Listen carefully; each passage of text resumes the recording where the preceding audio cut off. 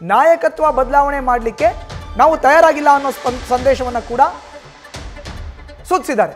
ರಾಜ್ಯವ್ಯಾಪಿ ಹೋರಾಟಕ್ಕೆ ಕಾಂಗ್ರೆಸ್ ನಿರ್ಧರಿಸಿದೆ. ರಾಜ್ಯಪಾಲರ ನಡೆ ಪ್ರಶ್ನಿಸಿ ಹೋರಾಟಕ್ಕೆ ಪ್ಲಾನ್ನ ಮಾಡ್ತಾ ಇದ್ದಾರೆ ರಾಜ್ಯ ಕಾಂಗ್ರೆಸ್ ನಾಯಕರು. ಬಿಜೆಪಿ ಜೆಡಿಎಸ್ ಷಡ್ಯಂತ್ರವನ್ನು ಖಂಡಿಸಿ ಹೋರಾಟಕ್ಕೆ ತೀರ್ಮಾನವನ್ನ ಮಾಡ್ತಾ ಇದ್ದಾರೆ ಕಾಂಗ್ರೆಸ್ ನಾಯಕರು. ರಾಜ್ಯವ್ಯಾಪಿ ಹೋರಾಟಕ್ಕೆ ಕಾಂಗ್ರೆಸ್ ಈಗ ನಿರ್ಧಾರ ಮಾಡ್ತಾ ಇದೆ.